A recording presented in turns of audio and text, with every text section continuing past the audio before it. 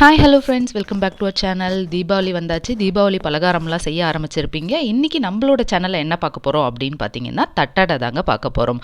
அதுவும் இல்லாத இது மினி தட்டடை. இது வந்து பார்த்திங்கன்னா மிளகு மினி தட்டடைங்க. வாங்க பார்த்துடலாம் எப்படி செய்கிறதுன்ட்டு. இது வந்து நிப்பட்டு அது பெருசு பெருசாக செய்வோம் இல்லைங்களா, அதிலே சின்ன சின்னதாக செய்ய போகிறோம். இதுக்கு தேவையான பொருட்கள் என்னன்னு சொல்லிடுறேன். வீடியோவை ஸ்கிப் பண்ணாத கடைசி வரைக்கும் பாருங்கள். அப்போ தான் சின்ன சின்ன குறிப்புகள் கூட இதில் இருக்குது, உங்களுக்கு தெரிய வரும். வாங்க என்னன்னு பார்த்துடலாம். இப்போ பச்சரிசி தாங்க எடுத்திருக்கேன். நீங்கள் ரேஷன் கடை பச்சரிசி இருக்கும் இல்லைங்களா, அதை கூட எடுத்து செய்யலாங்க. அதில் கூட சூப்பராக வரும்.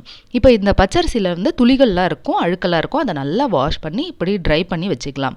இதை வந்து நம்ம நிழலே கூட கொஞ்சம் நேரம் காய வச்சு நீங்கள் வந்து அரைச்சி எடுத்துகிட்டு வந்து வச்சுக்கணுங்க. இப்போ நான் வந்து ஃபுல்லாக ட்ரை பண்ணி இது எல்லாமே அரைச்சி எடுத்துகிட்டு வந்துட்டேன். பாருங்கள், 1 கிலோ அளவுக்கு நான் எடுத்துகிட்டு வந்தேன். இதிலே நீங்கள் முறுக்கும் செய்யலாம், எல்லடையும் செய்யலாம், இடியாப்பம் செய்யலாம், நிறைய வகைகள் இதில் செய்யலாங்க. அதனால் நீங்கள் நிறைய ஸ்டோர் பண்ணி வச்சுக்கிட்டிங்கன்னா எல்லா வெரைட்டிஸும் ஒரே டைமில் கூட நீங்கள் அடுத்தடுத்த நாள் செஞ்சுக்கலாம். இப்போ இதிலேருந்து கொஞ்சமாக நான் எடுத்திருக்கேன். அதாவது பார்த்திங்கன்னா ஒரு 2 கப் அளவுக்கு எடுத்திருக்கேங்க. 1/2 கிலோவுக்கு கொஞ்சம் மிச்சமாகவே இருந்தது இதை எடுத்துட்டோம். இப்போ இதை வந்து என்ன பண்ண போகிறோம் அப்படின்னு பார்த்தீங்கன்னா, ஒரு சிலர் பார்த்தீங்கன்னா எல்லடைக்கு லைட்டாக ஃப்ரை பண்ணிப்பாங்க மாவை. நீங்கள் ஃப்ரை பண்ணி ஸ்டோர் பண்ணி வைக்கும் போது பார்த்தீங்கன்னா மாவில் வந்து பூச்சி பிடிக்காது, கொஞ்சம் நாள் வரைக்கும் இருக்கும். அப்போ வேணுனாலும் செஞ்சுக்கலாம். இடியாப்பமாக இருக்கட்டும், இல்லை அடை செஞ்சுக்கலாம், இந்த மாதிரி தட்டடையும் செஞ்சுக்கலாம். நீங்கள் ஃப்ரை பண்ணி வச்சுக்கிட்டிங்கன்னா அதுக்கெல்லாம் யூஸ் ஆகும். இப்போ லைட்டாக ஃப்ரை பண்ணி நான் வச்சுருக்கேங்க. ஒரு சிலர் ஃப்ரை பண்ணாத கூட எடுப்பாங்க. இப்போ வேர்க்கடலையே நான் கொஞ்சம் பொடியாக அரைச்சிக்கிறேன். அதாவது 1 பாதியமாக அரைச்சிக்குங்க. 1/2 கப் அளவுக்கு வேர்க்கடலை எடுத்திருக்கேன். அப்புறம் பொட்டுக்கடலையும் ஆட் பண்ணுறேங்க. அது ஒரு 1/4 கப் அளவுக்கு ஆட் பண்ணியிருக்கேன். உங்களுக்கு கப்போட சைஸ் பார்த்தா தெரியும். இதெல்லாம் பொட்டுக்கடலையும் நல்லா நைஸாக அரைச்சி இதனோட ஆட் பண்ணிடலாம். அப்புறம் ஜீரகம் ஒரு 2 ஸ்பூன் அளவுக்கு ஆட் பண்ணியிருக்கேன். மிளகு பாருங்கள், மிளகு தட்டடைன்றதுனால கொஞ்சம் மிளகு எக்ஸ்ட்ராவே போட்டு நல்லா இந்த மாதிரி கல்லை வச்சு நல்லா நுணுக்கிக்குங்க. நீங்கள் தூளாக போடும்போது பார்த்தீங்கன்னா கலர், உங்களுக்கு அடையோட கலர் வந்து தட்டடை கலர் வந்து மாறிடும். அதனால் இந்த மாதிரி போடும்போது உங்களுக்கு நல்லா டேஸ்ட்டு ஃப்ளேவர் சூப்பராக கிடைக்கும். தட்டி போடுங்க. இப்போ பெருங்காயம் ஆட் பண்ணிக்கலாம். இது வந்து சின்ன சின்ன எல்லடைக்காக நான் இந்த ஃபாலோ பண்ணுறேங்க. இதுவே பெரிய எல்லடை அப்படின்னா அதுக்கும் என்னென்னு சொல்கிறேன். இப்போ மிளகாத்தூள் ஆட் பண்ணியிருக்கேன். இது எல்லாமே ஆட் பண்ணிவிட்டு தேவைக்கேற்ப சால்ட் ஆட் பண்ணிக்கலாம். இது சால்ட்டு தாங்க ஆட் பண்ணுறேன். இதெல்லாம் இப்போ நம்ம மிக்ஸ் பண்ண போகிறோம். பொட்டுக்கடலையும் நீங்கள் ஆட் பண்ணும்போது பார்த்தீங்கன்னா நல்லா கிறிஸ்பியாக வரும். ஆட் பண்ணிக்கிங்க. இப்போ நான் வந்து வார்ம் வாட்டர் ஆட் பண்ணுறேங்க. இந்த ப்ரொசீஜர் வந்து எனக்கு எங்கள் அம்மா சொல்லி கொடுத்தது தான். வார்ம் வாட்டர் ஆட் பண்ணும்போது நம்மளுக்கு இன்னும் நல்லாவே வரும் அப்படின்ட்டு சொன்னதுனால நான் அப்படி ஆட் பண்ணுறேன். ஒரு சிலர் வந்து பச்சை தண்ணியில் கூட பண்ணுவீங்க. அந்த மாதிரி கூட நீங்கள் ட்ரை பண்ணி பார்க்கலாம். பட் இதுக்கு வந்து நான் இந்த மாதிரி தான் பண்ணேன். இப்போ இதெல்லாம் இந்த மாதிரி கொஞ்சம் தண்ணி மிச்சமாக ஆகிடுச்சு. இப்போ வந்து பச்சரிசி கூட ஆட் பண்ணிக்கலாம். உங்ககிட்ட பச்சரிசி இல்லை, இது ஃபுல்லாகவே போட்டுட்டோம் அப்படின்னா அதுக்குண்டான டிப்ஸ் என்னென்னா, கோதுமை மாவு இருக்கு இல்லைங்களா, அதை கூட 2 ஸ்பூன் அளவுக்கு ஆட் பண்ணிக்கோங்க. இப்போ நல்லா காஞ்ச எண்ணெயை ஒரு கரண்டி அளவுக்கு ஆட் பண்ணியிருக்கேங்க. இதில் ஆட் பண்ணிக்கலாம். இதில் வந்து ஃப்ளேவருக்காக இந்த பெரிய எல்லடையிலலாம் நாங்கள் பூண்டு ஆட் பண்ணுவோம். நல்லா நசுக்கி பூண்டு ஆட் பண்ணோன்னா அந்த ஃப்ளேவர் இன்னும் நல்லா மணமாக இருக்கும். அந்த மாதிரி கூட நீங்கள் ட்ரை பண்ணி பார்க்கலாம். இப்போ இந்த மாதிரி பால்ஸ் எடுத்து நம்ம ஆயில் கவர் இருக்கும் இல்லைங்களா, அதுலேயோ இல்லை காட்டன் துணியில் எதுலையாவது தட்டி தட்டி இந்த மாதிரி பண்ணிக்கலாம். பட் ஆயில் கவர்ஸில் இந்த மாதிரி கவரில் பண்ணும்போது நம்மளுக்கு ஈஸியாக எடுக்கக்கொள்ள ஈஸியாக இருக்கும். அது மட்டும் இல்லாத குயிக்காக நிறைய பண்ணி வச்சுட்டா நம்ம அடுத்தடுத்து பொரிக்க ஈஸியாக இருக்குங்க. நான் வந்து நின்றுட்டு இதாங்க பொரிச்சிட்டு இருந்தேன். அம்மா வீடுன்னா பார்த்திங்கன்னா உட்காந்து எல்லாமே செய்யலாம், எல்லாரும் கீழே இறக்கிடுவாங்க. நான் ஒருத்தியாக செய்யும் போது பார்த்திங்கன்னா இதெல்லாம் எடுத்து கீழே இறக்கலாம் டைம் இல்லை. ஸோ இந்த மாதிரி தான் ஆயில் கவர் வச்சு இந்த பாக்ஸை வச்சு ப்ரெஸ் பண்ணிங்கனாலே உங்களுக்கு வந்து ஈஸியாக ப்ரெஸ் ஆகிடும். இதுக்கப்புறம் நம்ம தேவையான அளவு நல்லா கொஞ்சம் தட்டிட்டு அதுக்கப்புறமா நம்மளுக்கு ஷேப் வேணும் இல்லைங்களா, சின்ன சின்ன எல்லடைன்றதுனால ஏதாவது ஒரு கேப் மூடியை வச்சு நம்ம ப்ரெஸ் பண்ணி எடுத்துக்கலாம். இந்த மாதிரி ஒரு கேப் மூடியை ப்ரெஸ் பண்ணி எடுத்துக்கோங்க.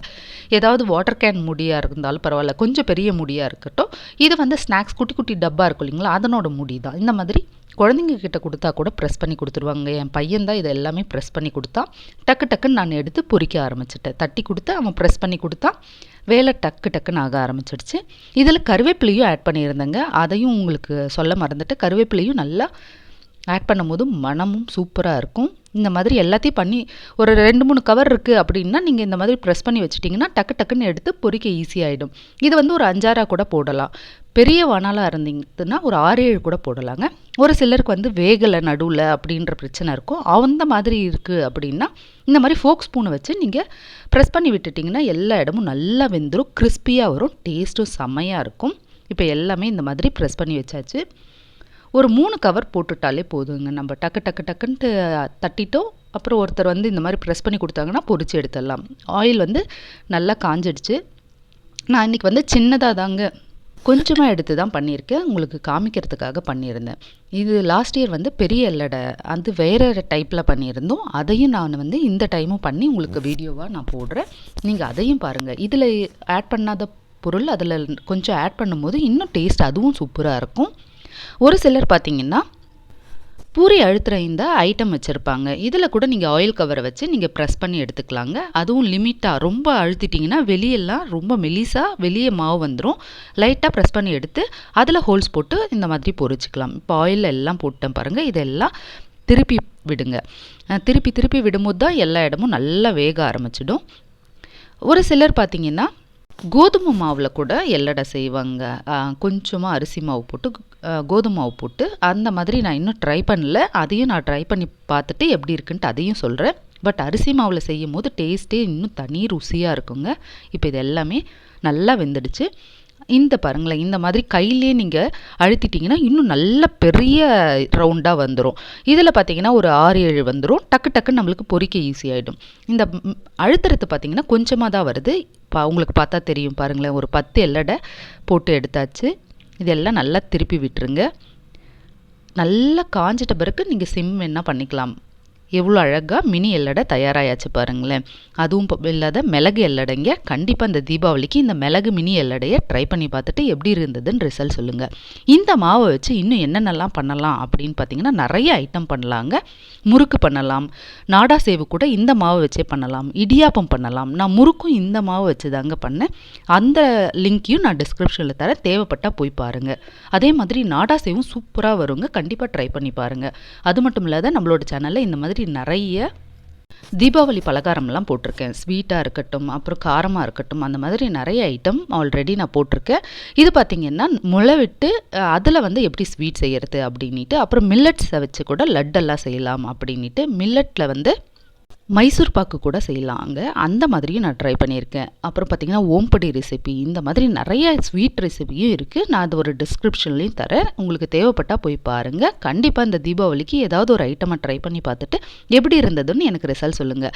பாதுஷா ரெசிபி எல்லாமே இருக்குது. இது இல்லாத டிப்ஸ் வகைகளும் சொல்லியிருக்கேங்க. Kitchen tips, cleaning tips, best out of waste, craft அப்படின்ட்டு நிறைய டிப்ஸ் வகைகளும் சொல்லியிருக்கேன். டைம் கிடைக்கும் போது நீங்கள் அதையும் போய் விசிட் பண்ணுங்கள்.